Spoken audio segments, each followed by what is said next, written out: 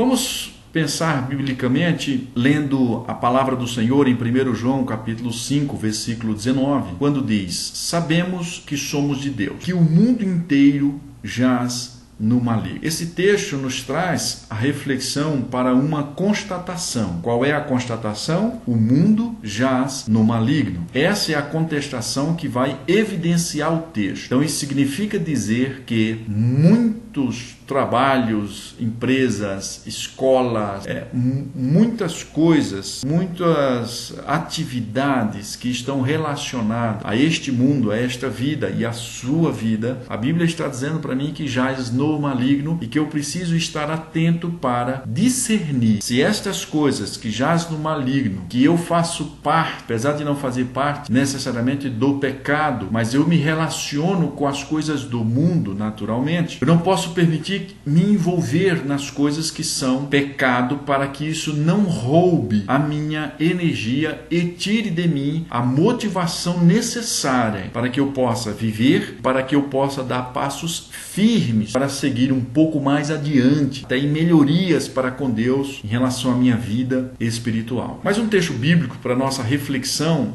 em torno desse tema, se nós somos escravos ou não das coisas que nós nos relacionamos, ou se somos senhores dela. 1 Coríntios capítulo 5, versículo 10. Diz assim o texto bíblico: refiro-me com isto não propriamente aos impuros deste mundo, ou aos avarentos, ou roubadores, ou idólatras, pois neste caso tereis de sair do mundo. Então, a utopia é nós acharmos que nós só seremos santos se nós sairmos do mundo, ou seja, se nós irmos para um mosteiro e nos isolar, ir para um lugar de retiro, ir para um lugar afastado, ir para um lugar distante, para uma ilha deserta. Bom, então, pastor, lá eu consigo ser santo porque eu não vejo nada, eu não ouço nada, eu não convivo com ninguém. A proposta bíblica, querido ouvinte, não é essa. A proposta bíblica é exatamente o contrário.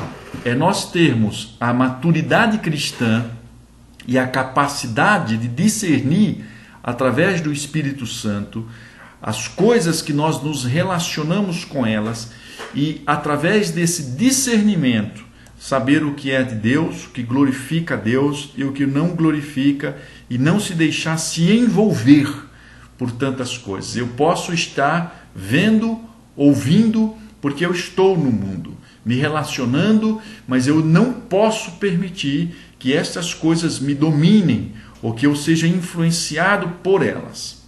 Então a pergunta que eu preciso fazer para você é: o que fazer para ser santo, para ser separado em meio à tecnologia secular que está carregada de pornografias, aos apelos sexuais, à influência do meio em que eu vivo? Pastor, o que é que eu faço? Lá no meu trabalho é pornografia só o dia inteiro.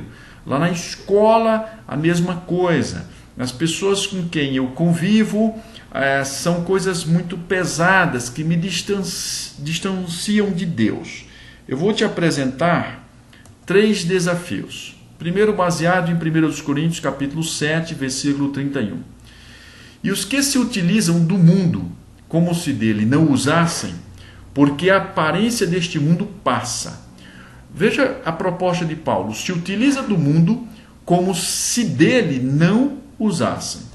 Então o primeiro desafio para você é usar o mundo sem se permitir ser dominado por ele. Aqui Paulo, nesse texto, me deixa claro que há um muro de separação, uma distinção óbvia entre utilizar do mundo, porque você está nele, obviamente, mas você não permite se dominar por ele. Eu estou nele, mas não me permito dominar por ele. Esse é um desafio.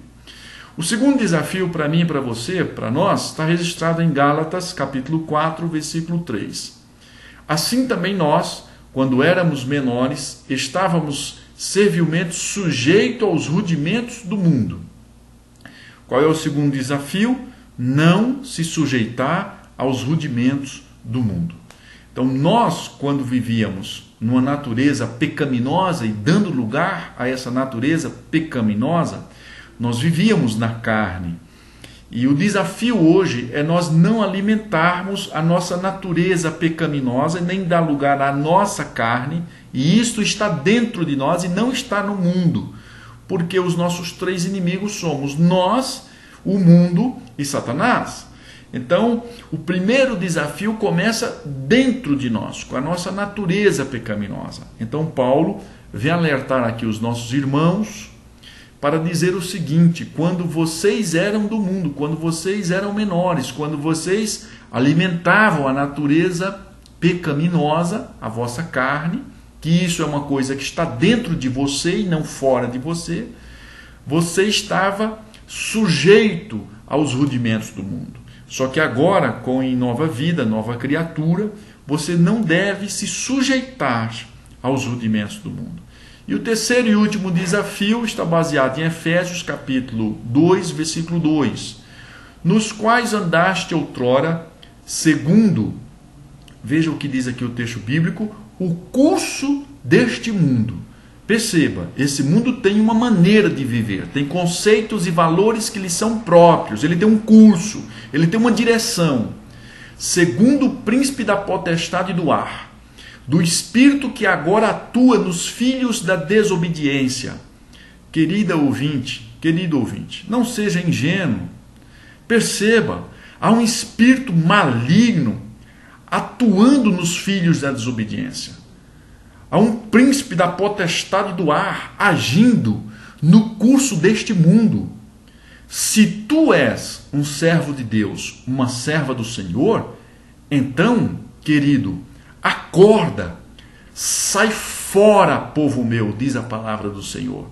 Você precisa tomar uma decisão de romper com o curso deste mundo, com as coisas que você sabe, porque o Espírito Santo mostra para você algumas coisas que você faz, que você vive, e que Deus espera que você não viva estas coisas. E eu vou te afirmar em nome do Senhor Jesus, são estas coisas que às vezes, provavelmente ou possivelmente, você dê lugar ao pecado, que irá roubar a tua energia e a tua motivação para viver. E você talvez não tenha se dado conta disso, você não tenha se apercebido disso, que é o curso deste mundo, em que em alguns momentos que você dá lugar, seja na faculdade, seja na escola, seja na soberba, no orgulho, nas prostituições, seja nas pornografias, seja no vandalismo, sejam em coisas que entristecem o Espírito Santo e você não está se apercebendo delas. Então, qual é o terceiro desafio para que você continue motivado para viver e você não seja escravo do mundo? É que você não ande segundo o curso desse mundo. E aqui eu quero crer que a Bíblia cria para você e para mim um caminho que ele vai bifurcar. Vai haver uma bifurcação, vai haver ou nós andamos para a esquerda ou nós andamos para a direita. Nós precisamos literalmente fazer uma escolha. Então o que é que Deus espera de nós? O que é que Deus espera de você e de mim? Qual o propósito do Senhor para a minha vida e para a sua vida? Isso está em Filipenses capítulo 2, versículo 15.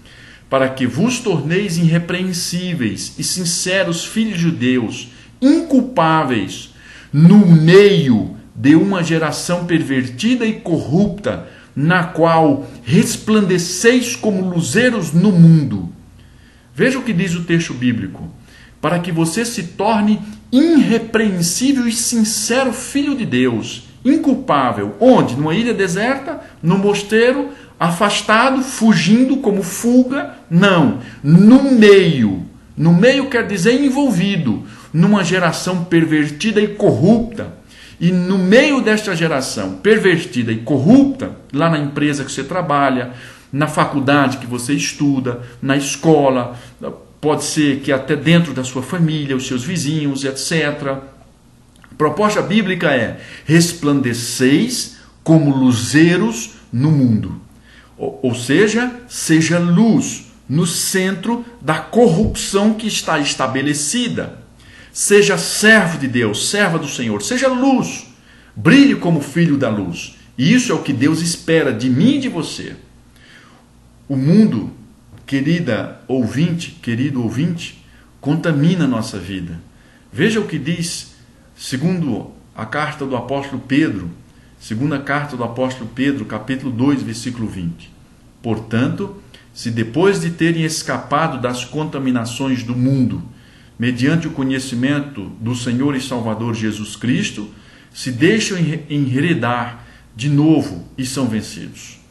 Então, se depois de terem escapado das contaminações do mundo, perceba, entenda, discirna, você provavelmente se vai encher sua mente com músicas do mundo, músicas mundanas, e você assiste muitas coisas na televisão que não agregam valor no reino de Deus, que não edificam a sua mente, o seu coração, a sua vida. Escape das contaminações do mundo. Não é que você não possa assistir uma TV, nem que você não possa ter o seu futebol, praticar seu esporte, etc. O que você e eu precisamos fazer é escapar das contaminações do mundo. E essas coisas contaminam, é como um veneno que vai contagiando nossa vida espiritual.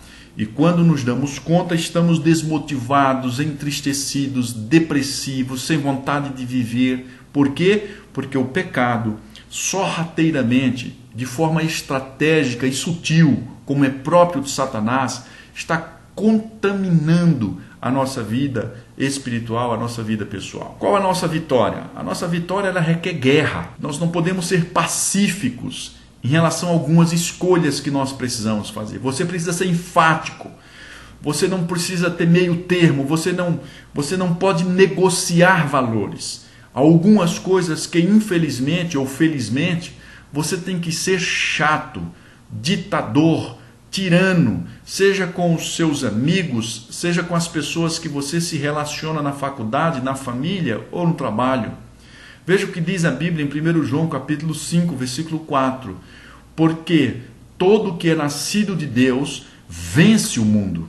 E esta é a vitória que vence o mundo, a nossa fé. Então, a vitória que Deus tem preparado para nós nessa questão de pecado, nós precisamos entender que é uma guerra e que nós estamos em guerra contra o pecado. 1 Coríntios capítulo 7, verso 23, diz o seguinte: por preço foste comprados e não vos torneis escravos de homens. Então você já é livre em Cristo Jesus. Você não é mais escravo de nada. Você não tem dependência de coisa alguma. E se você tem, você precisa rever isso, porque isso tem roubado a sua motivação de viver. Existe alguma coisa na sua vida que te faz escravo? Existe alguma coisa que você pontuaria para mim e você diga: pastor, nisso aqui eu me sinto escravizado?